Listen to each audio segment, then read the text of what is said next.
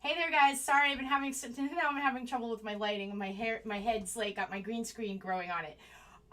Jay Cherry here. We're having a little bit of difficulty getting the feed up, so we're on YouTube. I did share it on a Facebook. Facebook for some reason is not allowing our show to go through. I could go live on my phone, but I can't go live through my computer. So we're just gonna do it on YouTube, and you can share the link around and hopefully be able to see this video. And yeah, so I got Victoria in the house. Hey, girl, how are you? Hey, So you've I'm been a pretty busy good. lady. You know, same old, same old. Just trying to save the world. Yeah, yeah. So you've been posting so much stuff. I mean, so much is happening right now. I was just talking to Tim the other night about all the stuff going on, and some of the amazing posts that you've been putting out there about what our government here in the state of Connecticut is doing. And he's really upsetting a lot of populations of people. I was just up at two different events up in Hartford this week. The earlier this week I was up there. I have a son who plays football, so I have a personal vested interest in that, but also up there to support them and their freedoms, and how the governor is just kind of like playing this game where he is deciding everything. And so those families and kids are upset. And then I was up there yesterday, and the governor's press conference is very interesting the other night, where he was talking about the vaccine and vaccine hesitancy and all that nonsense, and he's targeting the black community, where he wants to go and educate people and get them all like ready for this vaccine. And it just is mind blowing. And we were talking earlier what we're going to talk about today, and you were dipping into the patents. I was looking about patents today, and you really dipped into the patents. So patents and vaccines, they go together. Oh Okay. yeah. So let's take a look at some of the stuff that Victoria has uncovered. We've just been doing this once a week for quite a while now, basically just focusing on Lamont, his corruption, and the things I've learned. I just want to put this out there in case it doesn't come up today, because I think it's important. Is Annie's $8.5 billion venture capitalist company, Oak Healthcare and Financial Tech. Okay, because everything, I don't even think we could do a show without mentioning that, because it all goes back to there. It all goes back to her company, and the whole lockdown and everything is wrapped up in this thing of public health, which is really unnerving.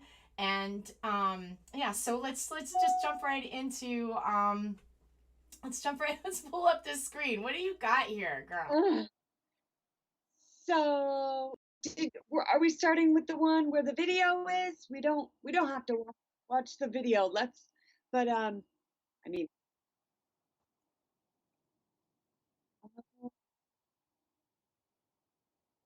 oh yeah, and we don't have to watch it because I mean I can explain it. But if you, whatever you want to do, yeah, yeah, cool.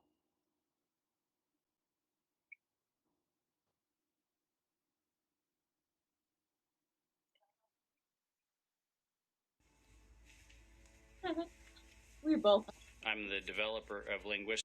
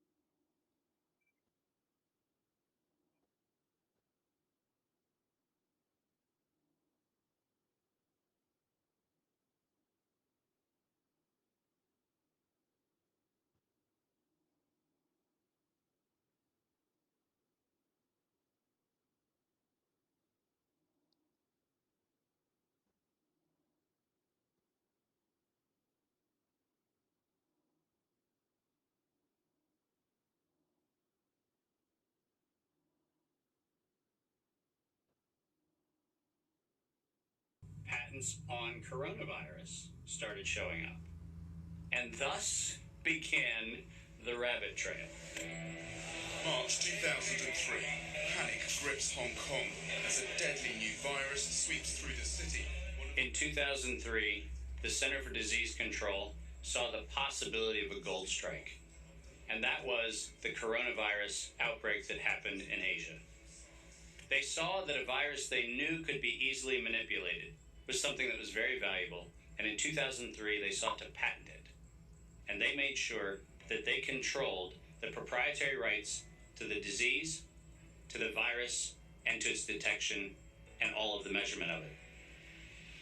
We know that Anthony Fauci, that Ralph Baer, that the Center for Disease Control, and the laundry list of people who wanted to take credit for inventing coronavirus were at the hub of this story. From 2000... Oops, okay. Sorry about that. I had a slight technical glitch for a half a second there. Let me pull us both back up. So the video, unfortunately, and thank you to 20 free 2B20 for letting me know about that. So for part of the audio wasn't in the particular video. That's the kind of day that we're having today. Yeah, I'm having all sorts of trouble as well. So wild. Yeah. I don't know what's going on with my technology today, but we're definitely struggling on getting the broadcast to stream. But, you know, I've been seeing a lot of people lately have some difficulties with the technology, and I think that they're about to do this major reboot, and I'm very concerned about that because the stuff that we're talking about, they don't want us talking about this. So, but we need to talk about it, and we're going to talk about it wherever we can. We're on YouTube streaming right now, and we're still on Twitter streaming right now, and we're not able to stream on Facebook for whatever reason. It could just be, who knows. But so that's a pretty powerful video about the patents, and I've been hearing a lot about this and the connection with Anthony Fauci and the Moderna vaccine and just patents in general. So what did you find on the patent rabbit hole? So, you know, it's funny. I can't even get into YouTube right now. So I am working off Facebook while you're working off YouTube, but we have the same information. So I'll just go right ahead. So as the video said, and this is important, you know, IBM's participation in this is important. So in 1999, IBM, everybody knows who that is, they digitized the patent world, 1 million of them. There was tons of patents at this time. And for people who don't know what a patent is, which I'm sure 99% of your viewers do, is when you invent something, you want to get credit for it. And so you patent it, you stamp, put your name on it, and, you know, that's it. And what's interesting is this gentleman we were just listening to, you know, when he did a review of all those patents, he found that 30% were illegal in the United States. You know, they were not valid patents, which just goes to show what goes on in this country. But anyways, so months ago, I had posted about coronavirus patents because it's not a new thing. That, I mean, coronavirus has been around since the 60s, and anything that can be modified to make a buck, you bet your ass there's some corrupt scientist or doctor or head of state that's going to jump on that and do that. So around the same time, literally the exact same time as IBM patent or digitizes this world of patents, coronavirus patents started to show up. Same year. And there are thousands of coronavirus patents. Thousands. Not just on the disease itself, but on the, actually, if you go to that first picture there. Yeah, I'm going to pull this right up.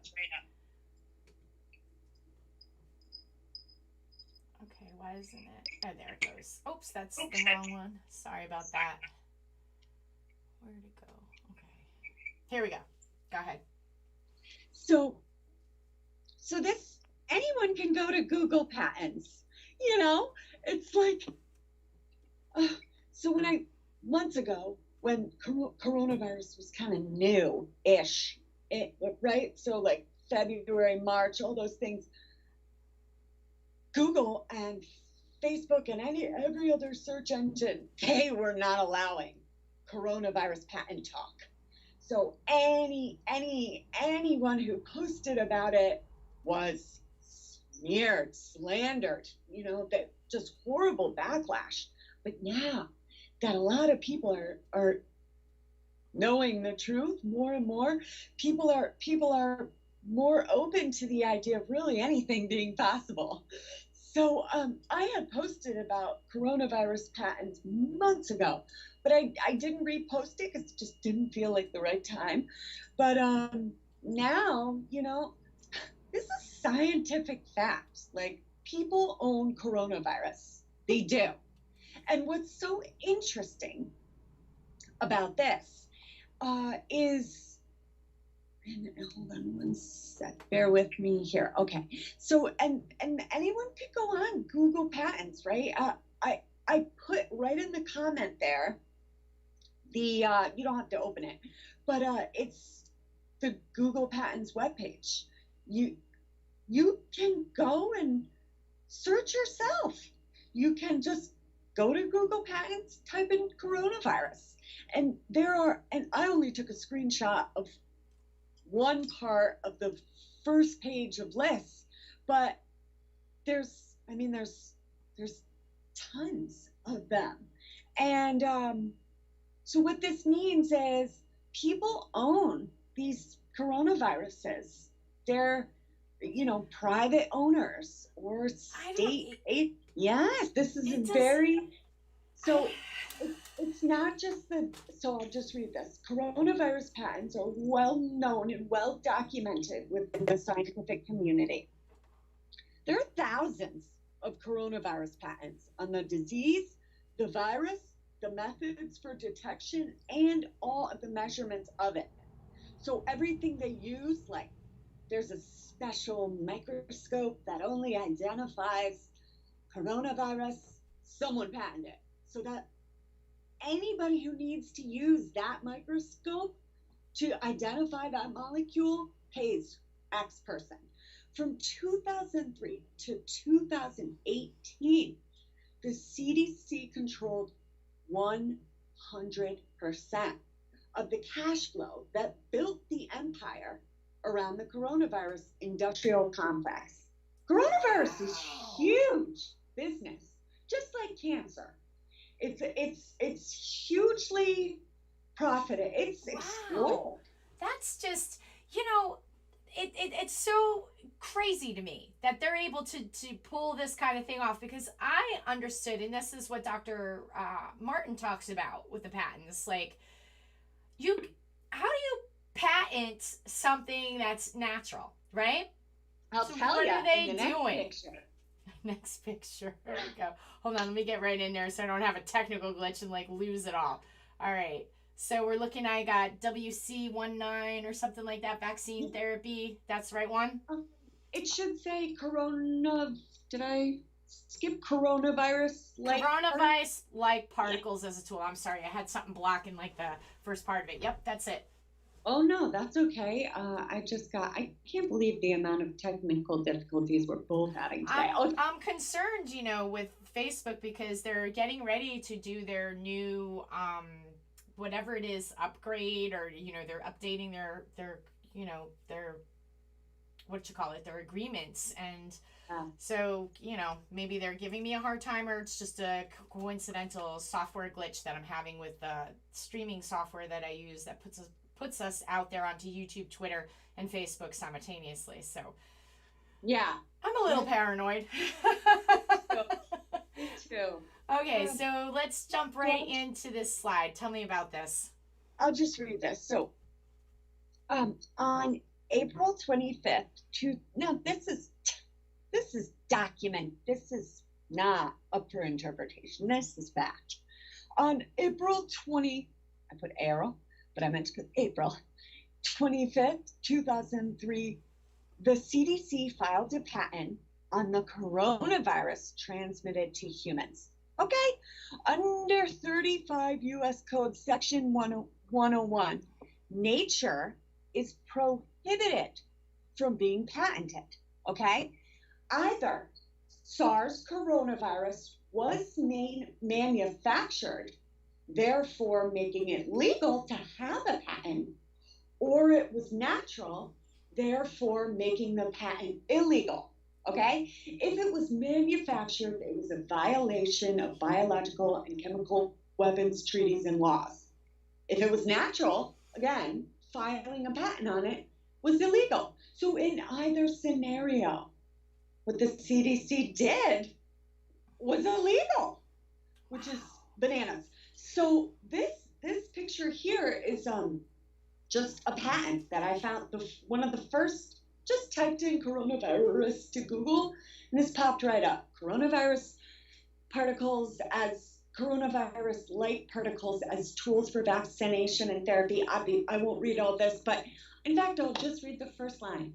The present invention provides virus-like particles derived from coronaviruses, which are modified in various ways genomically or in their protein composition, thereby exposing at their various biological target molecules, blah, blah, blah, blah.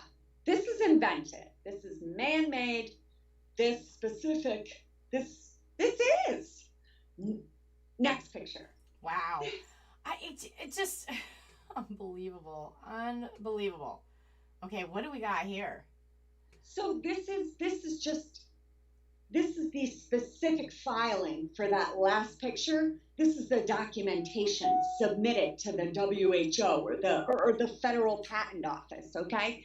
Coronavirus-like particles as tools for this is just the actual document that they submitted. So if you want to go to the next picture. Okay, I see this. Yeah. So this is, again, I know we have a lot of pictures to go through, so I'm kind of flying through this. This is fascinating. So like when a patent gets submitted, right, there's all this paperwork they have to file, and I just underlined, this is the same patent that we were just looking at, but I just, the present invention relates to virus-like particles derived from coronaviruses. And it's like, okay, well, the fact that we don't talk about this right now, the fact that coronaviruses have been manufactured, I'm not saying the one we are currently experiencing is manufactured, but I am saying that many are. Many have been. It's just like well known. Okay, next picture. Wow.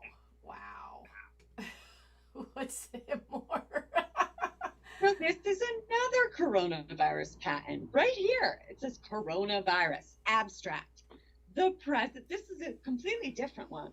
There are literally thousands, but this is another one. The present invention provides a live attenuated coronavirus comprising a variant, replicates gene encoding, blah, blah, blah, blah.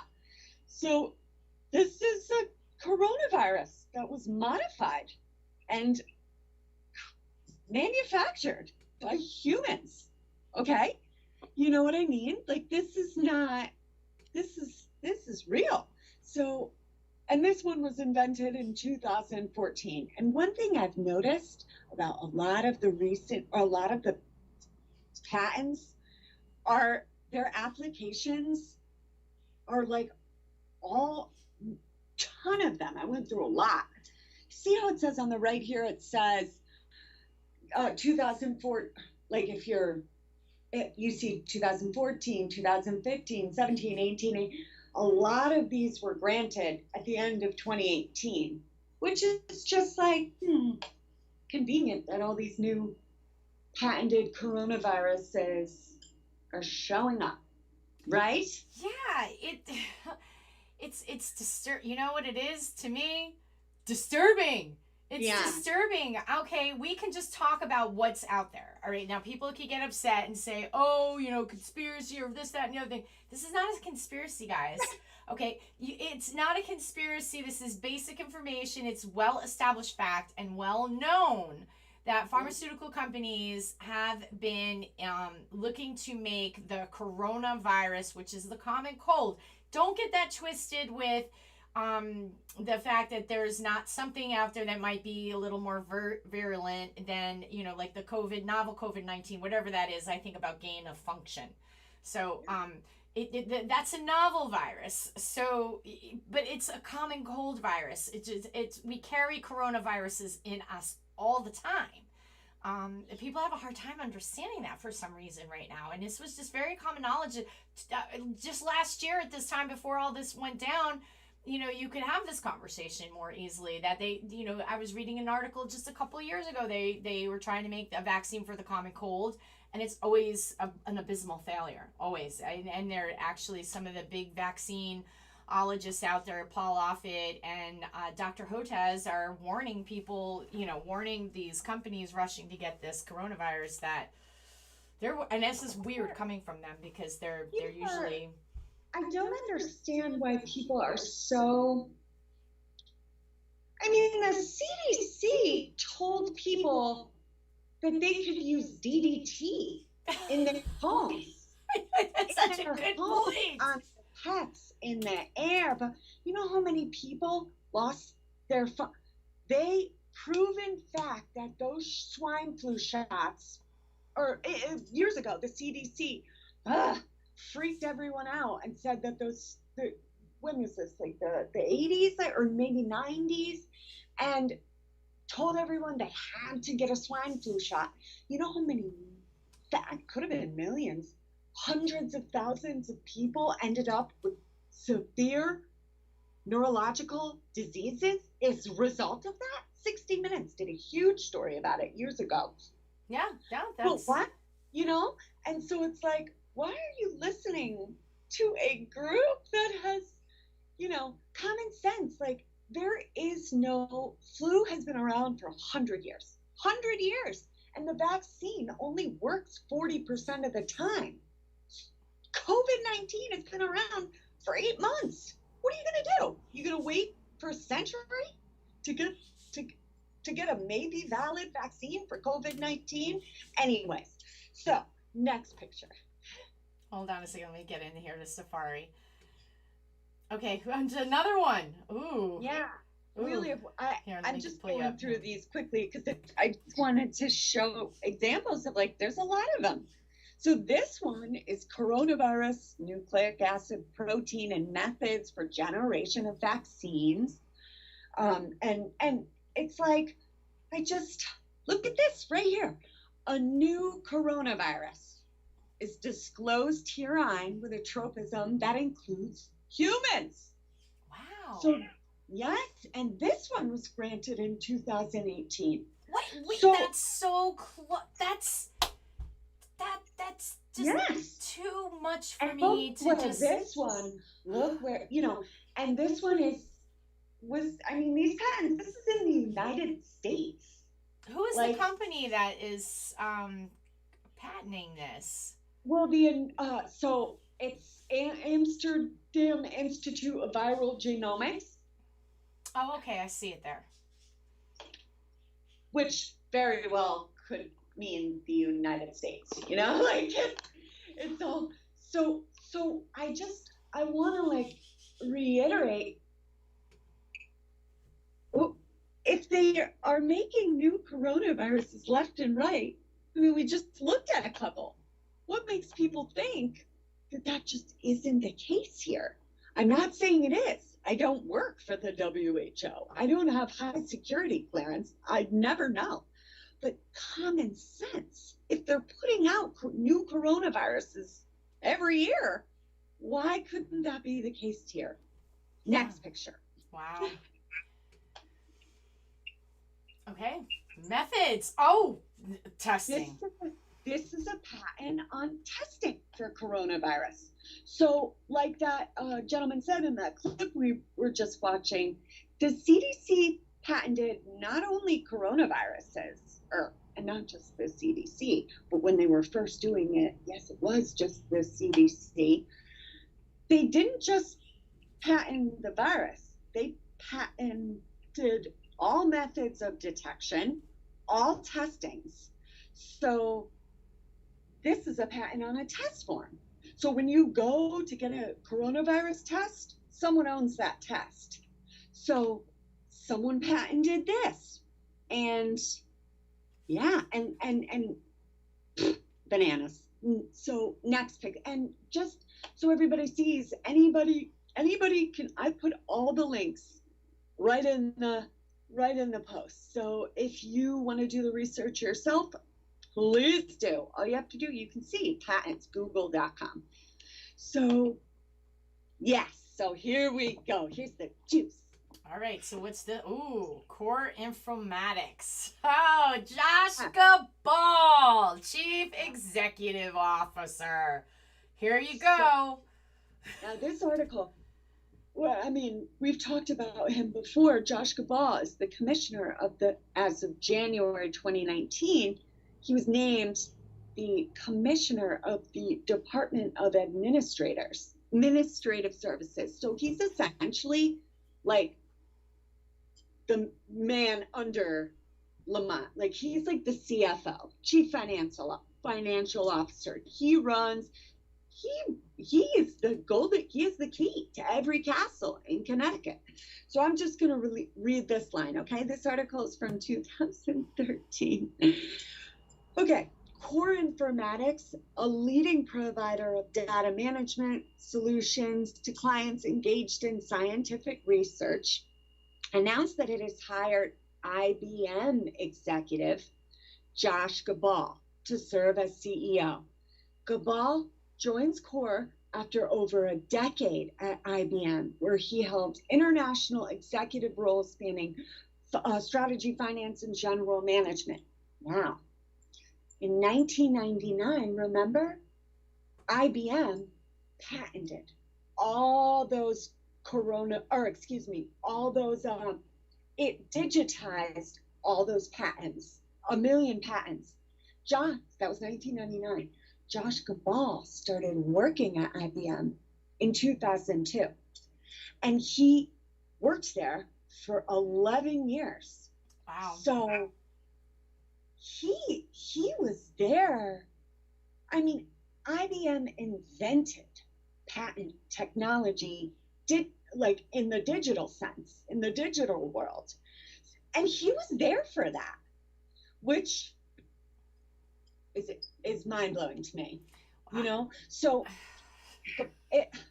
with this kind of resume, with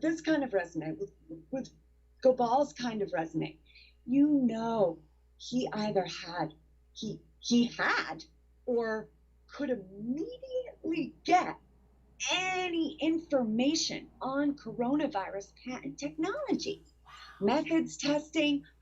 He wasn't just a regular, and we'll go into this in So it's not like it's just to like even back this up just a tad bit. This is, oh my God, it's like a well thought out plan. It's like It's not like he was just and I got my green screen coming through my forehead. I'm having such a bad technical day.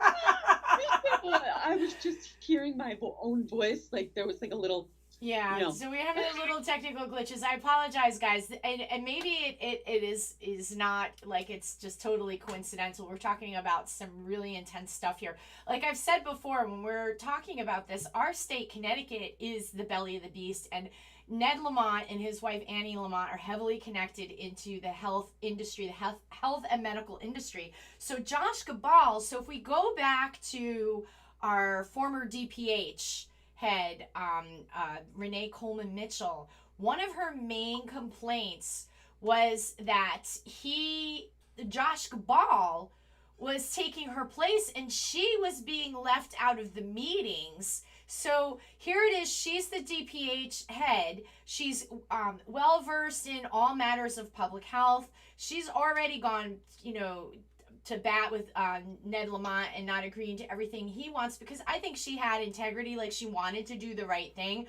I didn't agree with everything that she did. I was really disappointed when she, backtracked when she was, standing up saying that we didn't need to release all this personal data on kids in schools and their vaccine rates. So the Josh Gabal, this is like, did they get together and plan this all out years ago, even before he was in office? You know what I'm saying? This is too perfect of a storm. And now he's operating our state outside of the legislative process. And it's, to me, just mind-boggling. Absolutely mind-boggling that this is going on. You just blew my mind.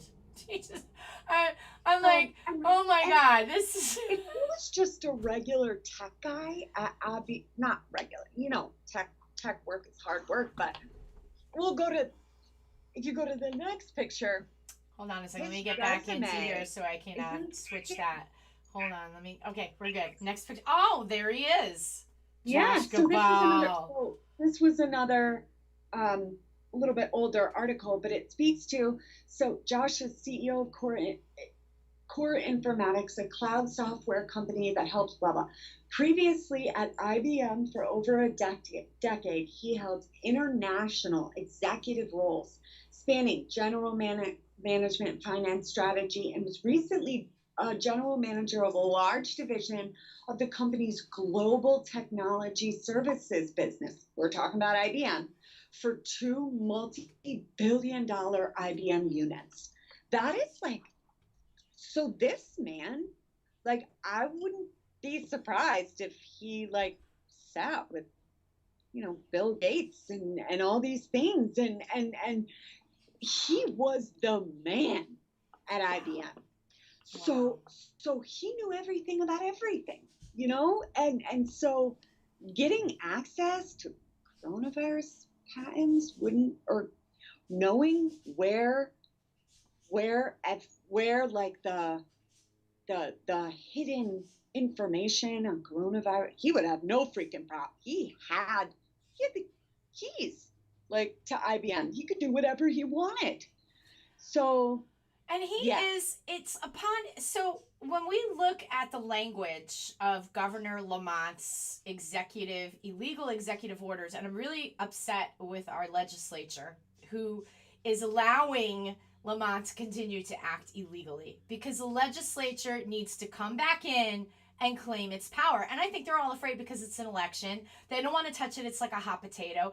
And Lamont's they know, they didn't even be afraid of him. They may be afraid of Lamont and his buddies because these are some of the most powerful people in the world. Okay, right here in Connecticut, and Josh Gabal having all this connection and knowledge in IBM. My God, you just holy cow. We're going to have to come back and do this show again, whether I have to do it on my phone with you or something so we can get it to broadcast live, also onto Facebook too, because and I wonder if we were blocked from there today because of the topic that we're talking about, considering that Annie's company, Oak Healthcare and Financial Tech, has a lot of power in just technology and all of how technology works. Yeah. As one of her massive cachets of power and wealth. But this guy is... Yeah? This is terrible. Yeah. This is so outrageously terrible. This is just terrible. I'm blown away.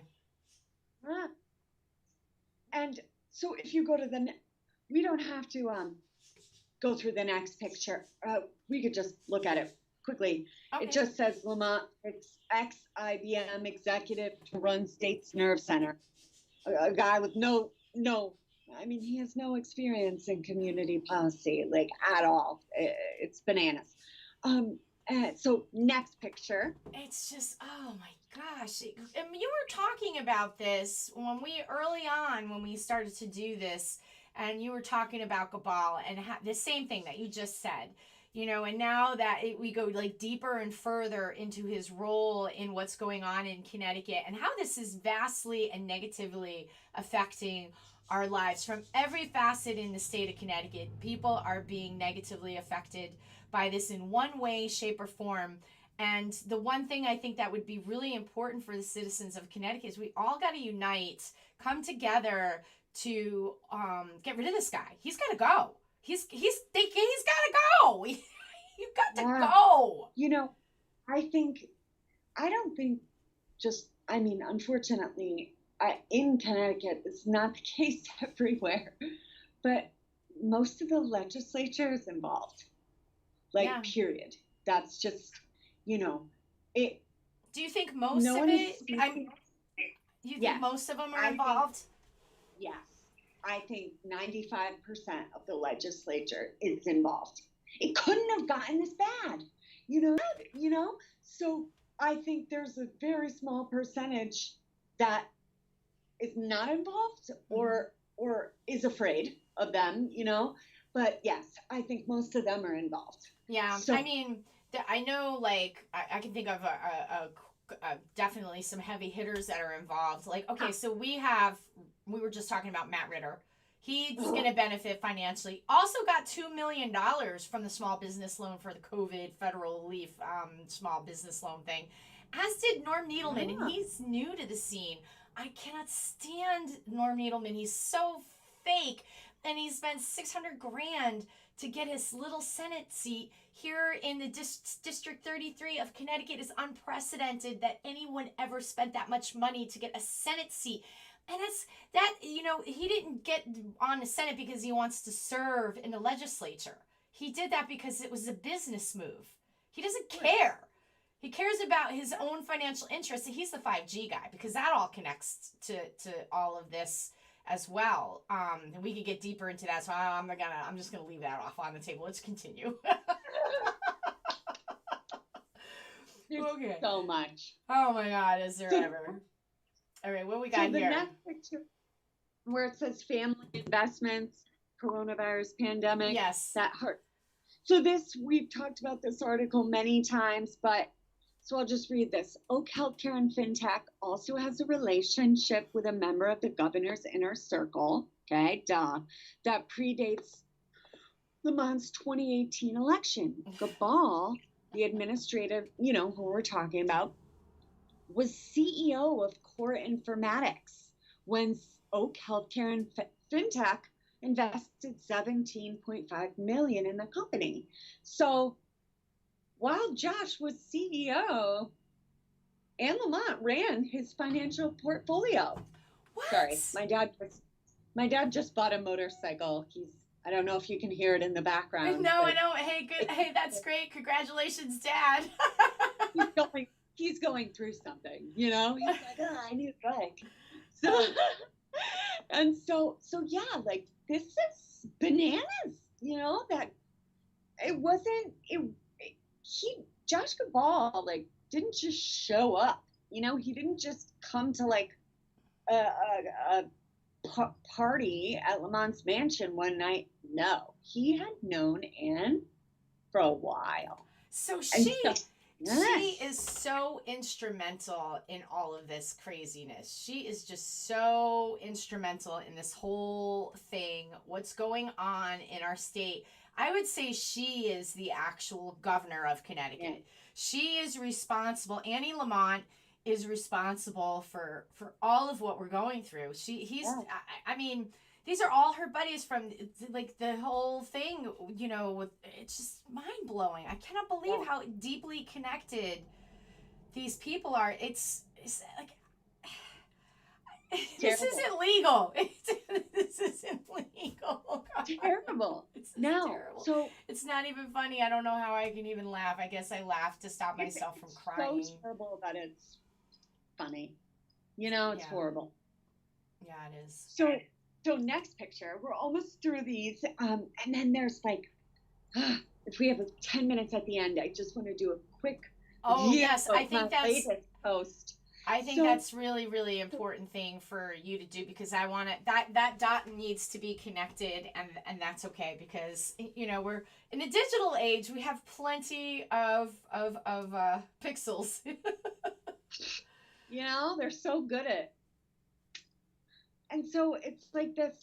If you go to the next picture where it says SEMA4 forms coronavirus testing alliance with Connecticut. Oh my God! Yes, hold on a second. Let me pull that up. Yeah, Oh my God! I What know. the heck? So, and it's just like, why am I mentioning SEMA4?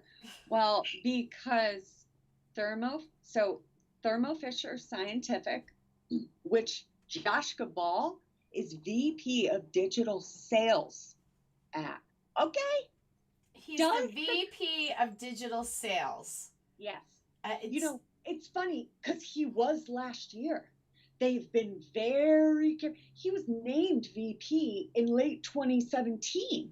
And there's been no, I mean, I'm 99% sure he still is. But they don't talk about it in an up-to-date sense. Like they refer to the 2017 dates, but he, like as of 2019, there was an article about his success being VP there, and it's a so like VP. Let me just make sure that I got this correct. So VP of SEMA4 or Genome Web. so. Oh, so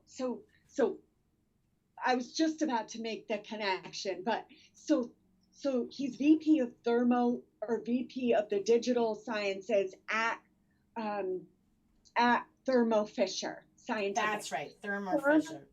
And his tests are sold at SEMA4, which the First Lady owns.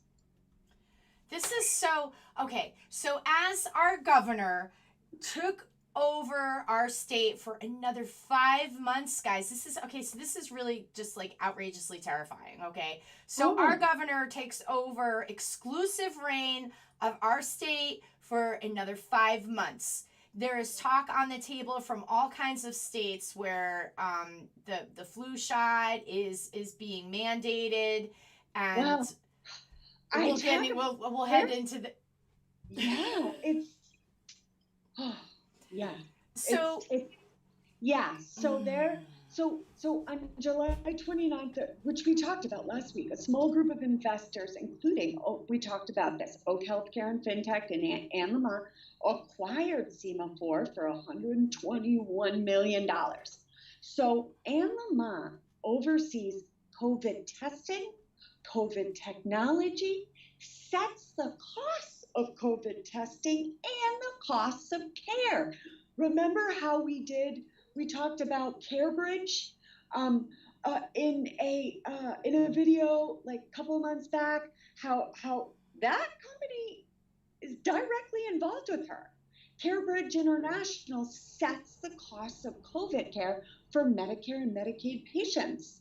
And it's like, so this is a freaking monopoly.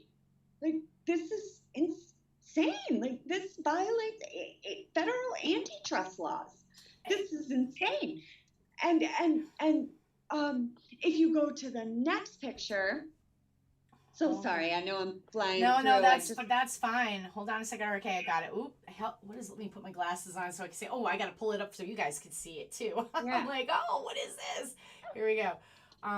What is this? So this was put out April 23rd, 2020 by the Department of Public Health, and it's testing information, like where state personnel go to, where they send people to, like if they're a provider or whatever, if they order a test for someone, it's not like SEMA4, and you see SEMA4 on the right in the red rectangle there. It's not like SEMA4 plays a little role here, okay? Like the Department of Public Health is directing people to go there, directing people to go to the First Lady's COVID lab. Like, that's insane. This is crazy. See, I just think what I have to think to myself, because I or else it's extremely bitter. What I have to think is, and I believe this to be true, people just don't realize it. People just honestly just don't realize how bad this actually is. I mean, this is absolutely terrible. This is so terrible. And this governor is continuing for more months. It's going to be almost a full year if he can continue like this for the next until February. Some people got confused. He actually put out an executive order 2 days ago. He changed the date to November 9th.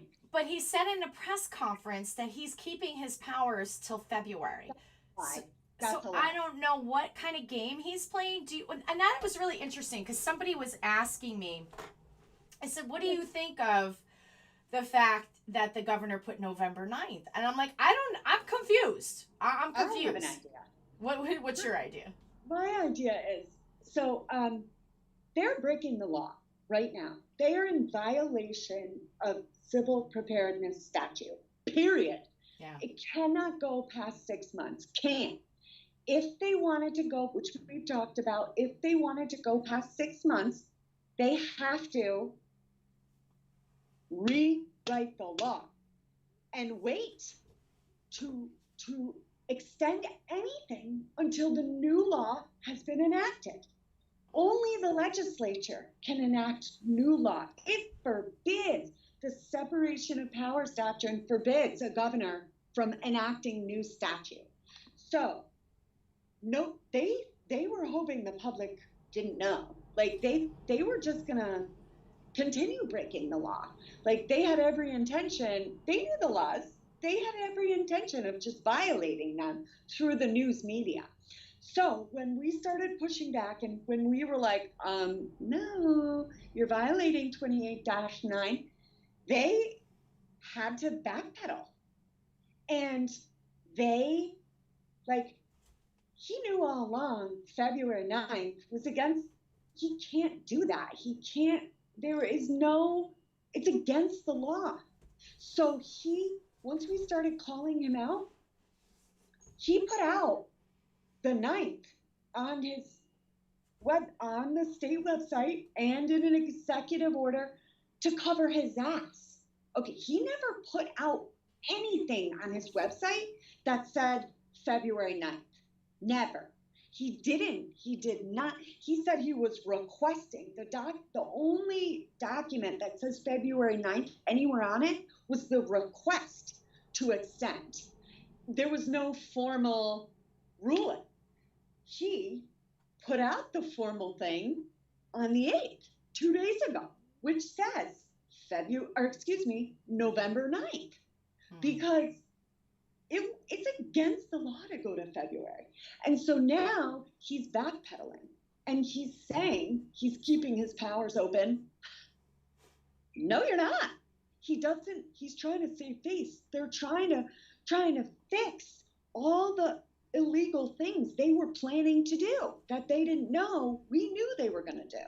They think we're stupid. They literally think we're stupid, okay? This is what's so maddening. We're peasants, we're stupid, and just to be clear, even November 9th is against the law. Yeah, no, it certainly is. Preparedness emergency was done September 9th, period. Without new law enacted, we are done with the civil preparedness emergency. They are still using the fear-mongering. You won't hear one freaking media station reporting the new date of November 9th. I wrote to CT News Junkie, CT Post, CT Mirror, NBC Connecticut, News 8, News 12, WFSB, WTNH. I only got one response, and they just copied and pasted the executive order. They didn't, because they're in league with him. Yeah. Well, that's actually how he's getting away with this. That's actually how he's totally getting away with this. And somebody over here was saying, so it's not against the law to continue to November 9th. It is still against the law. We just said that. So it's still this whole thing. He had 6 months. Okay. And after that 6 months, all of this is over. And you know what drives me nuts is the media is in lockstep with him. They don't ever I listened to the press conference. I actually downloaded it the other day. I'm gonna cut up a couple videos of it because some of the things being said in that press conference are deeply disturbing. One of the things that got him in trouble with the Black and Latino community is that he said that he wanted to go into the Black churches and schools and stuff and get them to take the vaccine. The first Zion church, I believe, is the first one that he's planning to commandeer. Yeah, like this is nuts. So here he is. He closes down all the churches, right? Doesn't want to hear anything about so illegal these churches and nothing. And now he's sitting there saying this, and the press they just don't ask anything. Even the Connecticut News Junkie, who's supposed to be independent, and I get it. I get it. I can't excuse it. I have respect for the Connecticut News Junkie. But I'm not going to totally bash her. I think, I kind of get it that she wouldn't be on that call. They won't let me on that call. No, they won't let me on that call. They've already barred me before all this coronavirus stuff. I came in and, I'm a journalist. I've been a freelance writer and have a nonprofit, and we share information and tell stories that are happening in our community. I'm not just making it up, but they wouldn't let me in. And I had called the state capitol. I called like the head of the Capitol Police and talked to him because he manages the building. And the Capitol Police are great. Shout out to the Capitol Police because they know the law. They know the law. The Capitol Police actually know the law. So he's like, you can go in, no problem. So I go up there, bum, bum, bum, bum, bum, bum, and I want to come in. So I go right up into Matt Ritter's office. This is a couple of Marches ago. So it wasn't last March. It was 2 years ago. So I go up there and try to get into this press conference that he's having. And they wouldn't let me in. They would not let me in. I was so pissed, okay? And I always use, my best appearance and stuff like that and try to reason with people and whatnot. And they would not let me into that press conference. So they only let the newspapers and the broadcasters and those types of people they want to ask them questions to ask questions. They don't ask they praise him and ask lightweight questions. Well, they get all their questions pretty much approved beforehand, so it's not like they get to just go in there and ask random shit. They, it's very, yes. Yeah. So next picture. And yes, to the commenter there, yes, he is going, all of this, he's totally going against the law. This is so illegal. Oh my God. It's not going to hold up in court. No, it's against, not only is it against Connecticut general statute, it's against federal law, it's against Connecticut constitutional law and the United States Constitution. Like, you cannot close courts. People have a right to assemble. People have a right to exercise religion. People, there's so many, it's shocking to me. But, okay, and yeah, it really, absolutely right. And don't let people say, it's not against the law. It doesn't infringe on civil rights. Yes, it does. And if you believe your civil rights are being infringed upon, don't let anybody tell you otherwise. Who are they to say that you are not experiencing deprivation of right? If you believe you are, no one can tell you otherwise. You have a right to express yourself. So yes, many things against the law going on. Crazy. All right, so I got the next slide. Oh, more semaphore I see here. Let me pull this up. Yes. And then there's one picture after it, but we're not going to go through that because I just want to go through my most recent post real quick about it's the vaccines that Josh Cabal is involved in. Oh my gosh. I just wanted to show that we've looked at this picture before, semaphore, and I underlined right there Thermo Fisher Scientific. So Thermo tests, Josh Cabal tests are being sold at the First Lady's lab. This is right on their website. You see that? Oh my God. It's terrible. Like, this is so bad. Because they can, if Josh Cabal runs the technology and she sets the cost of care and the testing parameters, they can be in league. They are conspiring against rights. Like, they are attempting monopolies, which is, you know, attempting to create a monopoly is not by federal definition illegal. It's not. Just like insider trading is not by definition illegal. But you have to follow the law. As long as a company attains that monopoly under legal means, fine. But they are not engaging in fully legal means, and that's totally unacceptable. Wow. And so, okay, so if we could just spend the last 5-10 minutes going through, if we get out of that post, and where it says, Where am I so going to? Where was the post? Is it going? Oh, it's right, the one right next to it, right? Right below it, September 9th. no, it's so it should be the one that's two above it. Two above it. Okay, so Yeah. it starts with federal civil rights statutes. No. Yeah. That's the one? Yes. Federal civil rights statutes? Yes, ma'am. Okay, I'm going to click on that. All right, what are we looking? Oh, God. What? Oh, man. This is not good, guys. What is this? So I'm just going to read my this real God. quick. So Title 18 USC Section 241. I just want to say quickly, on September 1st, the entire Palm Beach County, Florida board was served treason charges and orders to vacate, okay, because of violating these laws, because they are conspiring. The CDC recently put out a report saying that only 6% of coronavirus, this is known, that only 6% of coronavirus deaths were specific to coronavirus.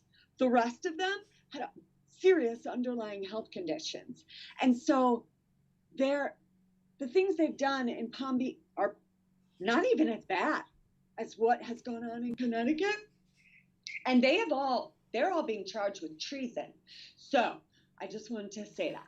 That's a beautiful thing. That actually gives me a lot of hope. I'm glad that you said that, because we got to maintain the hope, guys. There is still hope there. I believe that. I think people with faith, and I'm not trying to block people out who don't have faith, but we got to have that element of hope. There was this great interview I was watching with Dr. Sherry Tenpenny and this economist whose name slips me. I'm sorry about that, but Dr. Sherry Tenpenny was an invited guest on it's a YouTube channel, and I can't get the name right in my head because I had just discovered it.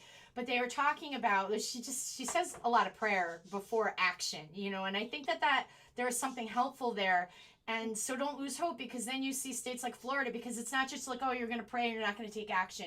We have to think outside of the box in that divine intervention that kind of balances whatever it is, however it is that you pray. I'm not saying that's in some kind of box, okay? That's definitely not, we're not talking dogmatic prayer. We're talking could be higher power, could be karma, whatever all of it is. You just believe. Yeah. So have that hope that we the people, because when I think about how we became the country that we are, not right today, we've come a long way from where we want to be. We've been totally corrupted by bad powers, but we became a free nation and had a constitution and got out of being ruled by kings and queens because people believed in freedom and justice and liberty, and they fought for it against the most insurmountable odds. So even though it seems insurmountable now, we can do this. And I'm so glad to hear about Florida. I saw the video of the lady serving them, and I started following her on Facebook. She is a spitfire. She just walked up there and boom, and boom, boom, boom. Trying to be like, man, you can't be on here. And she was like, shut up. Oh, she was great. And then she got up on the microphone and she just went boom. That is a great video. I got to go find that and share that around today for inspiration for everybody. I posted it right in my... Oh, nice. I got to share that around because people need to really... Wow, we have got to. We cannot give up. We absolutely No cannot way. give up the fight. We absolutely need to keep pushing, pushing, pushing, pushing, pushing, pushing until we crack it, till it falls apart, and we send Lamont and his ilk out. Get out of our house. There was a protest where the protesters were screaming, "Get out of our house!" And I thought that was a great thing because that is our house. Get out of our house. That's our building. Yeah. That's our building. That is our power. We give you that power. You work for us. Yeah. Hey, and so so I This just is really disturbing what I'm appreciate- seeing here, Victoria, with the flu stuff in children and Okay. AstraZeneca, which is a terrible pharmaceutical company, by the way. They're all kind of terrible, but yeah, go ahead. So the Department of Public Health put this blast out on September 1st. Mm-hmm. And it was about it was update on seasonal flu availability, the vaccine. And so this is what's going on to providers. This is the state has a fax blast page or email blast page, which contains all the emails, all the mass emails that go to staff. Goldmine, that page. So yes. So if you go to the okay, wait, before you do that. Oh, yeah, actually go to the next picture. Okay. And we could even do a whole nother show on some of this, because like as I look through it, and I'm gonna go to the next picture as we've been going for a while, but I see like this word that just caught my eye, the wastage. Where was that? I swear I saw the word wastage over here somewhere. I'm like, where was that? To stop the wastage. I was like, what? I'm not sure. Maybe I'm just not seeing it. Well, I'm not going to get stuck on that. But this is like crazy. Okay, so what's this here we're looking at? Oh, flu zone, Yeah. Sanofi. So Sanofi. Actually, I could be saying that wrong. Totally, you could be absolutely right. So this drug, Sanofi. So this is the recommended drugs or the flu vaccine drugs from the Department of Public Health. This was page 2 of the blast we just looked at. So Sanofi, this drug is supposed to be safe for children 6 months or older. This is the drug that the state is pushing kids to have. Next picture. Oh my God. Oh. Look at this. Wow. Look at this, guys. Do you see Sanofi charged with I see it. Yeah. Okay. And I see So- I'm just like stunned here as I'm looking with it. I look at the headline, and what is the FCPA? So I think it's the federal. Oh my gosh, pharmaceutical. It's federal. I forget what the C is. Pharmaceuticals Association. Oh gosh, I completely. Yeah, don't worry about that. That's not a big deal. But so they were just charged. This company that's going to be, injecting kids with flu vaccine. They were charged. Securities and Exchange Commission announced today. This was in late 2018. That Sanofi has agreed to pay $25 million to resolve charges. They made corrupt payments to win businesses. The scheme spanned multiple countries and involved bribe payments to government procurement officials and healthcare providers in order to be awarded tenders and money and increase prescriptions of its products. So yes. Now next picture. Wow. Okay, so This is just the actual legal brief of when the FCPA charged Sanofi. So this is just the document. And so as of late 2018, they had a cease and desist order on them. Like, you cannot sell products until this is figured out. I don't even know if it is figured out yet. But yes, so Sanofi is the freaking company, vaccine distributor, that Connecticut Department of Public Health is telling us is safe to use with 6 months old. Oh, this is terrible. This is disgusting. And there's in like 2 pictures, there's a reason I'm bringing this drug up.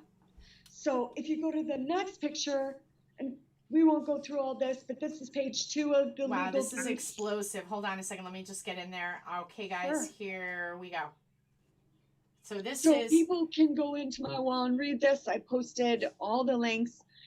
So the funds for Sanify were used for illicit payments generated through fake expenses for purportedly legitimate travel and entertainment expenses, clinical trial, and throughout this, Sanify failed to devise and maintain a sufficient system of internal accounting. So they were cooking their books. So yes. So next picture.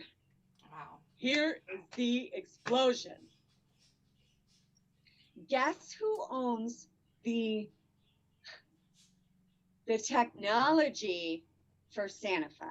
And here we go. This is the picture is worth 1,000 words here. Thermo Fisher. Josh Gabal.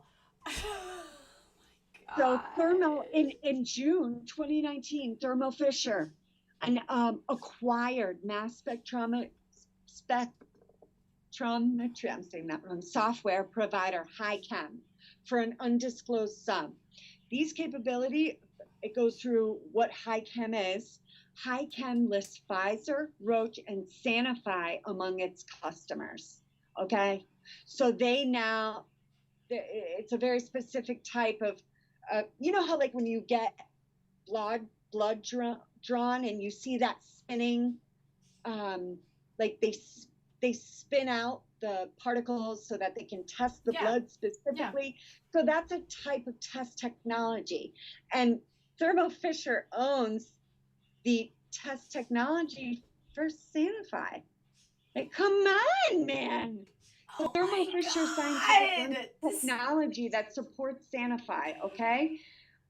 Josh Gabal, DAS Commissioner, VP of Thermo Fisher Digital Sciences, has done quite well for himself, okay? And we don't have to look at the comments. It's just talks more about who he is right off the state website. We are almost done here. Next picture. Okay, hold on a second. Let me get in there. This is really, really explosive. And maybe part of the problem we couldn't go live onto Facebook today is that, they're going to be censoring heavily. So if you are popped on, please like and subscribe to the channel on YouTube. And if you're on Twitter, I see we have a few viewers. And, so Twitter, you're already following us. But yeah, so share the channel around. I mean, YouTube isn't a great spot either. We're still low on the totem pole for us to be bothered. So it could take a while so we could at least broadcast with the technology there. So yeah, like and subscribe to the YouTube so that we can still bring this stuff out and as we're looking for other means. But yeah, I think Facebook definitely doesn't, they're really going to be coming on heavily to censor us, especially because they're involved deeply with these governments and wanting to shut the people up because they don't want to be seen what they're freaking doing. This is crazy. Yeah. This is crazy. Crazy. Okay, I see. Oh, look at this. It looks like candy over here. It's so funny how drugs look so colorful and harmless. I know. So, and we're not going to go through this, but this is just Sanify. I put this little brief out about their technology and look at the name. That's, I circled Thermo Fisher Scientific. You see that? Mm-hmm. It's terrible. So next picture, we are almost done. So it says COVID report. Sanify CEO says U.S. gets first bid on coronavirus vaccine. So Sanify is all up in what's going to be the coronavirus vaccine, okay, in America. Yeah. Outrageous. It is very outrageous. And second, if you go to the next picture. So the flu vaccine this is scary. The flu vaccine is mandated in Massachusetts, okay? And guess who's leading the flu vaccine? Thermo Fisher is all up in flu vaccines in Massachusetts. Oh my God. Okay, hold on a second. Thermo Fisher, all up in there. I'm just writing this down because this is, oh my gosh. So the Massachusetts, so interestingly, just to go back into this flu vaccine thing, and I'm just going to pull up this picture for you guys to see, because I want you to see, I'm looking at this picture right now. So this is Senator Anwar. And I want you guys to start paying attention to some of the things that are going on. Senator Anwar is getting his flu shot. He's got his mask on. He's a good citizen. He's virtue signaling to you. He's getting you ready to accept what we're going to be dealing with in Connecticut. Also, if you notice that a lot of these legislators are coming out and posting on their pages how they're, the Speaker of the House, Joe Simowich, I think I'm saying it right, he was posting yesterday how he hasn't gotten a flu shot in 20 years, and he went and got it yesterday because he's a good, fine citizen. And you can see the writing on the wall. You can see the writing on the wall. You know, those ballot boxes started in Mass, and now they're here. The flu vaccine being mandated was in Mass. It's coming here. Yeah, no, they're totally going to be just all up in trying to mandate these things. They're destroying our state and our country. This is a worldwide issue. It's just really, it really is awful, off the charts, just absolutely awful, awful.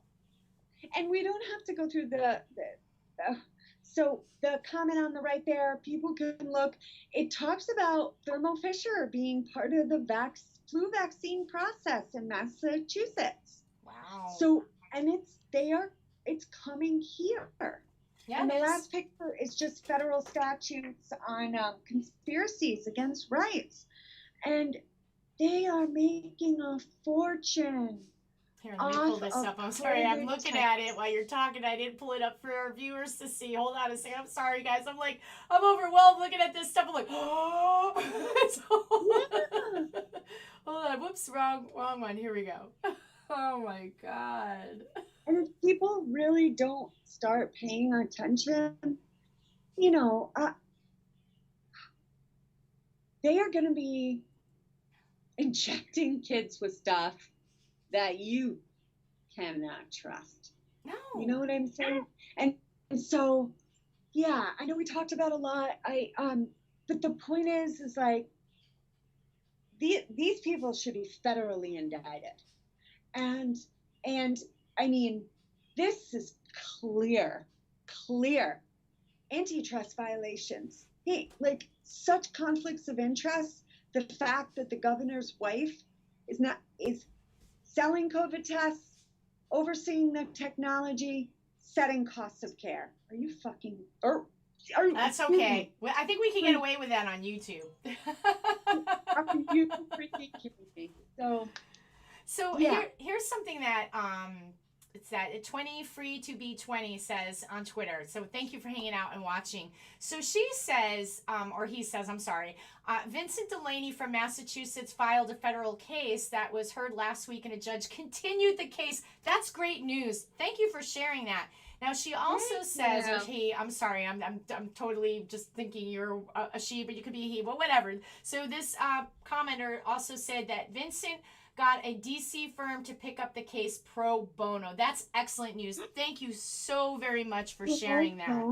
For pro bono, and the judge continued it. That's excellent news. I'm going to go look deeper into that and find out that information. Thank you so much for sharing that. That's a light of hope that we need to hold on to, because you know, when we look at what we're dealing with, it is an abomination and a greedy demonic energy, basically, because like it doesn't care. This entity is so big and huge. You know, does Josh Gabal personally care about like his own family? Of course he does, but he does not caring about the 6-month-old that might get injected. I don't know. Are they giving 6-month-olds these flu shots? Yeah. You know, and Lamont doesn't have young kids. The majority of the people in the legislature, their kids are grown. They don't give a shit what's happening to our kids in schools. They don't. This is a big deal. We have a big fight, Connecticut. We have a big fight. And you know something? He's going to be bringing up the special session, and I think he's being very calculated in what he's doing. He didn't bring up any vaccines at the recent press conference. He was talking that his big thing was going to be energy, which is very scary because when we start to get into the whole thing with 5G, Senator Norm Needleman, the guy who I told you bought his Senate seat for $600K, who is in my district, and I really hope we can vote him out, but I'm worried because everything has been locked down. And so for new people campaigning, I think it's a really difficult uphill battle, even for an unpopular senator like Norm Needleman, who is going to benefit immensely from this technology stuff. They're all in bed together. It is totally, truly like Annie's company, Oak Healthcare Financial Tech. That's what it is. That's the technocrat too, actually. So our poor children, we got to fight for them. Absolutely. Absolutely. And last thing I'll say, this is very random, but today's September 11th, and I just wanted to say, to all the families and the people and that we've lost and the heroes, and thank you for what you did. And it's terrible loss that we should never get over. And I just wanted to recognize that before we closed. I appreciate that. There's a journalist that I follow called Spiro, and he's been talking a lot about 9/11 and what's going on with COVID and the similarities in the suppression of our freedoms and our rights from the aftermath of a terrible, awful tragedy, which there's a whole mountain of information. Oh my God. Oh my, we would need like a month. So we can never forget that, and all the lives that were needlessly taken and lost on that day, and then all of the freedoms that were needlessly taken and lost in the aftermath of that day, where we're still stuck with the Patriot Act. Still. Barack Obama didn't get rid of the Patriot Act. He didn't get rid of it. We can't discount all the families in Europe, in the Middle East, everything, when we charged our way into foreign nations, illegal wars. Everyone was affected. And it's a tragedy. It's a real tragedy. I don't know what the step forward is when you look at how deeply corrupted the government has become, but I just have to believe that the power of the people is profound. And if we can wake the sleeping giant, and I see more and more people opening up to what the truth is and what's actually really happening, instead of just like sipping the Kool-Aid. Even though I'm deeply disappointed, I have people in my life who just don't get it. They don't get it at all. No matter what, I could share with them all this information that we just went through, and they would excuse it and make justifications for this bad behavior, and they would say that's okay because, or this or that or whatever, and that's a difficult thing. And I was thinking about it today. I was like, you know what? I'm not the person to slap them in the face with that reality check. And I was thinking, when you're dealing with personal close friends, let it go, right? Let it go. I can't slap you in the face with this truth. I may not spend much more time with you anymore because I need to fight this battle. But it's true. It's attraction, not promotion. Yeah. It's people have to come to these conclusions by themselves. They absolutely do. And if you have a close person in your life who's just not getting it, let it go, because the only thing that's going to make them if you've presented them with all this information and they still absolutely do not get it and make excuses for it, and you find yourself wanting to bang your head against your desk and scream your head off, it's not worth it to even fight with them and have that. Let them go off and find it for themselves. Eventually, it's like, boom, life slaps you upside the head. You're like, oh, I get it now. Hopefully. Not everybody will have that awakening to what's happening. Hindsight is 2020. This is the age of revelation. It really is the age of truth, the year of truth. And thank God. Yeah. Thank God for the truth. Thank God for the truth speakers. Thank you so much, Victoria, for all the work that you do, all the research. So we are on YouTube and Twitter. We weren't able to get on Facebook, and Victoria's got the wellspring of her information, free information that you can go get off of her page, Victoria Eloise, if you don't already follow her there. I'm going to see if I can go back in and put some of these links into the YouTube, which I should start doing, because maybe we should put the shows more on YouTube, because for now, I think we'll be safe. We'll see. Yeah. How long we'll be able to last speaking, but we got to fight too. We got to fight the censorship. So if they start censoring me, I'm definitely going to be looking to fight that, because we need to be able to have these conversations and share this information, because this is how we wake up the sleeping giant, because we the people, that's why I got this as my background, our Constitution, and the full belief that we the people can overcome the most insurmountable odds, just like we have in the past, where we became this free and strong country for so long. And maybe we got too comfortable, you know.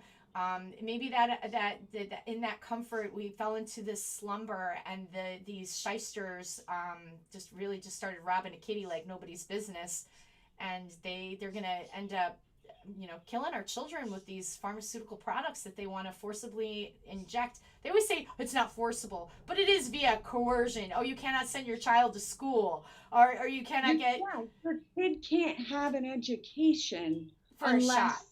you get a vaccine. That's forcible vaccination. Unless you get a flu vaccine, they can't go to school. That's insane. That is insane, and that is coercion. That is everything that goes against our basic constitutional rights. We are allowed, and informed consent is a human right. Have we learned nothing from history? And I ask this to people: do you know the Nuremberg Code? Most people say yes. Well, how did we get to the point where we needed a Nuremberg Code?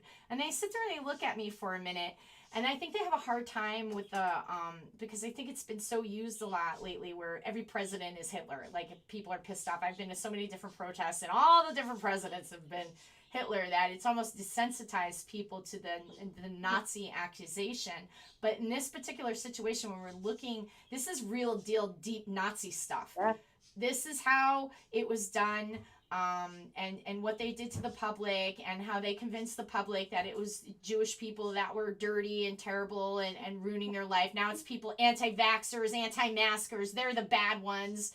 Same thing. You know, I've been to Birkenau. I went in Auschwitz too. I went in 2005. And so we walked all through the concentration camp. And what struck me the most, obviously the whole part was heinous. It was so mind-blowing. But what struck me the most was you could see the rooftops of townspeople right outside the camp. So these people in the town, they knew what was going on right over in the camp. Like, they could smell it, they could hear it, they could see it. You could see the town. And so if we don't stop this now, like, people who think, oh, it's not that big of a deal. Like, they're being, you know, it's just this group. It's, you know, that area, that's for people who need to be educated, who need to be this. Well, really, they're burning people. They're murdering them. They're doing, you know, and complacency is, if we're fighting each other, we can't fight the bad guys. And we start to get desensitized to what can happen and is happening to our American brethren. And so, you know, World War II and the Nazis didn't happen like this. It was slow burning. And all these people who thought they would never get involved in something like that quickly did. And so yeah, that's a good comment. The Nazis didn't go away. They were repurposed, Tim Sparks. Amen. They were into our pharmaceutical industry. Bayer has Nazi ties. I mean, if we looked at all of these major pharmaceuticals, and we probably got to wrap it up because we've been going for a while. But we could go on and on and on. And I really appreciate you and all the work that you do. And this is a bombshell. I mean, like, all of it's a bombshell. I think this is something, and we may have to do this show again. I'm going to maybe specifically for the medical freedom movement and to that community out there, and share this to the activists that need this valuable information as we gear up to battle of our lifetime. This is the battle for our children. This is the battle for freedom. This is the battle of your life. You better fight like your life depended on it, because it truly, truly does. And on that note, have hope. We have, it's not over yet. And do the best you can trying to wake people up. You got a stubborn one, keep moving. Life is going to slap them in the face, either wake them up or knock them dead. Whichever one it's going to be. You got to keep moving. Yeah. Don't let anything hold you back. Don't be afraid of speaking the truth. You know how many people that I just can't, I've been cancel culture and have had people who are my friends. You really see who are your friends in times like these. Don't be held back by anyone's opinion. Keep following that light of truth. Keep fighting for your liberty. Keep fighting for your freedom. And every friend that I've lost, I've gained new connections and new friends with people who are fighting for freedom. And at the end of the day, that's where I need to be. So, keep up the good fight. Thank you so much, Victoria. Till we meet again. Consider your yours. Talk to you soon. Talk to you soon. Bye-bye.